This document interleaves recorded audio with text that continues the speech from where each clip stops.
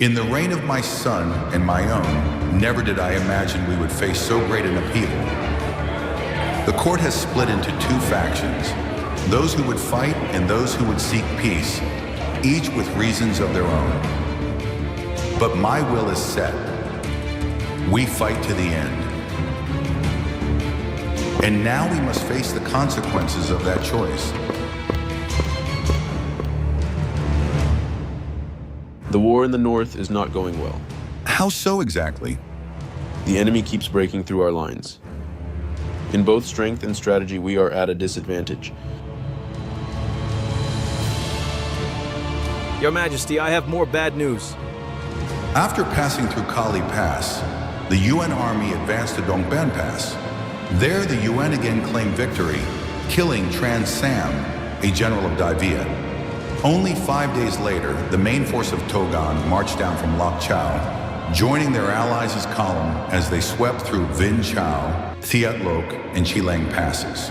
Now we have no choice but to employ Tran Hung Dao's Scorched Earth strategy.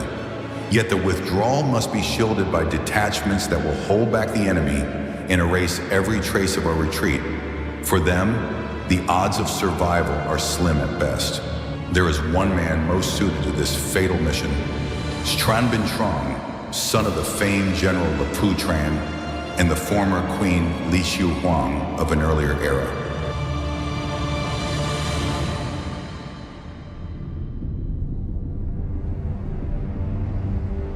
This time, when you march on Dai Viet, do not take them lightly. I always thought they are a small kingdom that got lucky last time. Small as it may be, you must still prepare with utmost care. This campaign gathers great generals from across the empire. Work well together. Dai Viet may be a small nation, but it is a major strategic challenge.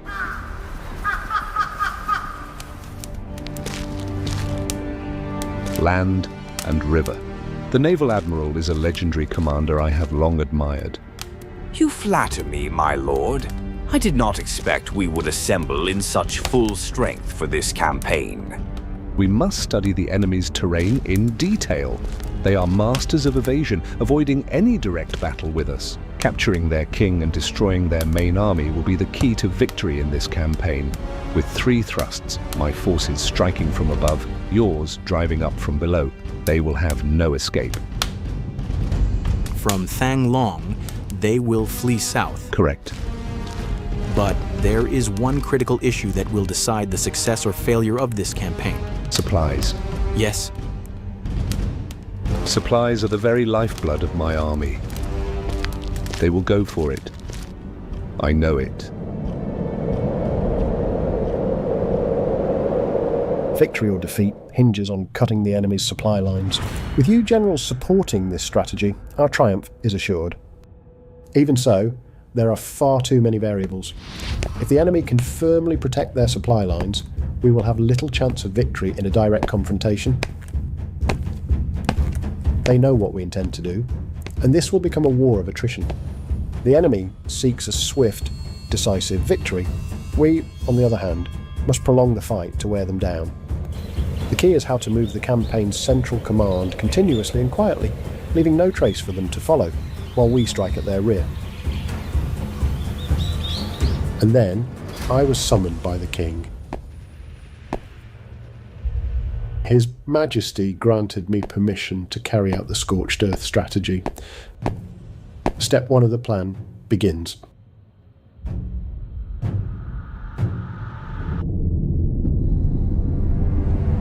The capital, once home to hundreds of thousands of bustling households, now lies silent.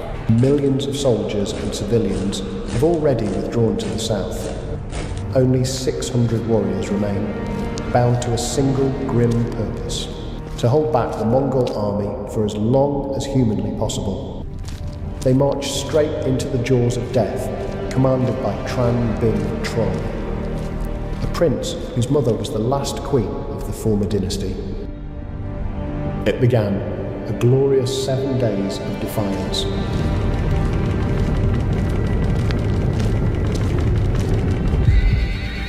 On the first day, they clashed with the vanguard. 1,000 Mongol scouts riding in hard and fast.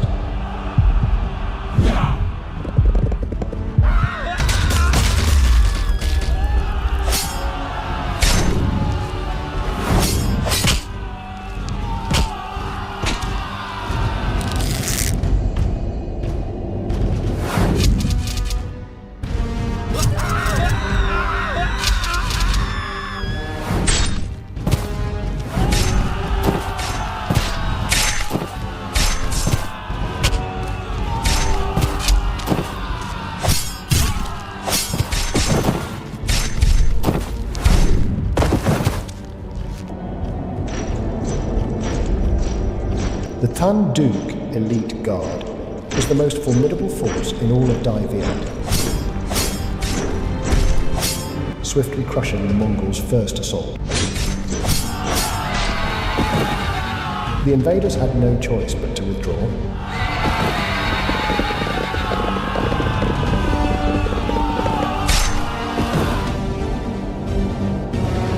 The Tran Duke force was recruited in a most unusual way. Birth and rank meant nothing. Its ranks were filled with criminals, orphans, and the destitute with nowhere else to turn.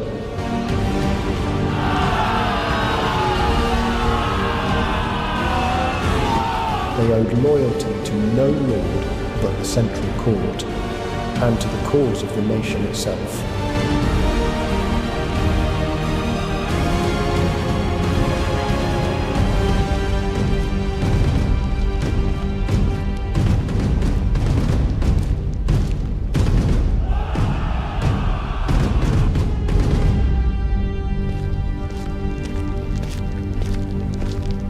Against an enemy that outnumbered them 1,000 to 1, there would be no return. The tide of foes seemed endless, each wave larger and fiercer than the last.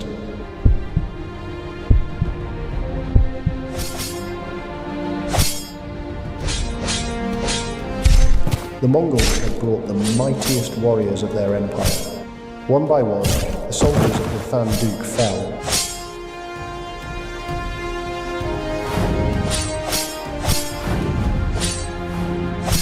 With every life spent, the trade of man for man grew ever more costly, and ever more hopeless. The army was far too small to stop an enemy so vast. Yet Tran Binh Trong turned to strategy, using every ounce of cunning to hold the invaders in check. The cost was horrific for both sides. The elite soldiers of the Tran Duke fell one after another, never to return, many still so young. Their dreams left forever unfinished. On the fourth day, they lost another 100 warriors.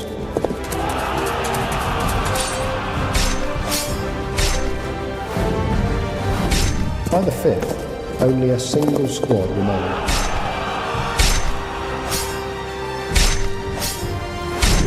Togan himself took special notice of the extraordinarily valiant commander leading the enemy.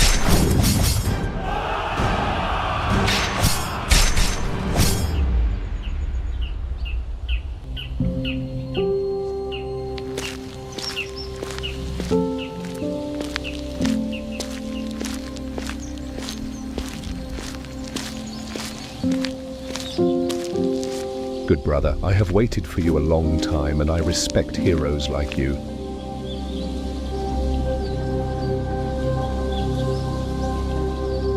To face many with so few, to hold out for so many days, to fight until the last man, you have served your homeland exceedingly well.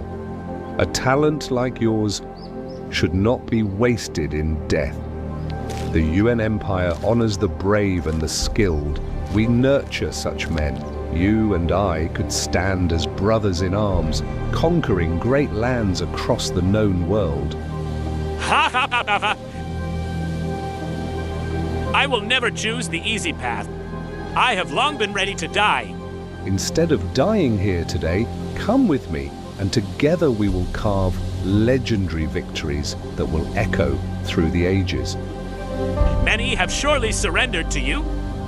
Many of my brothers in arms today were once like you, enemies who laid down their arms and joined the empire. I would rather be a ghost of the South than a king in the North.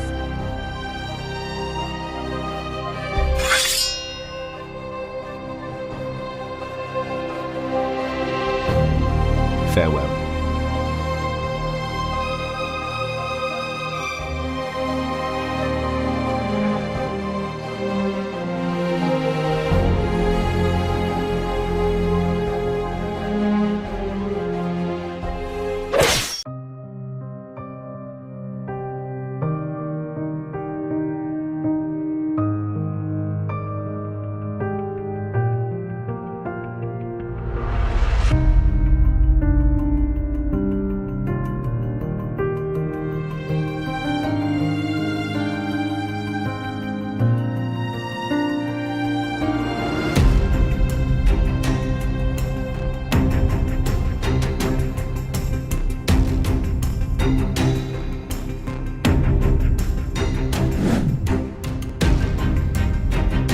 The hero gave his life for his homeland. He fought with unmatched courage, surpassing all expectations, holding the enemy at bay for 7 full days. In those 7 days, the High Command withdrew and vanished without a trace. Now, the spirit of the entire Dai Viet people stands ready for the sacrifices yet to come.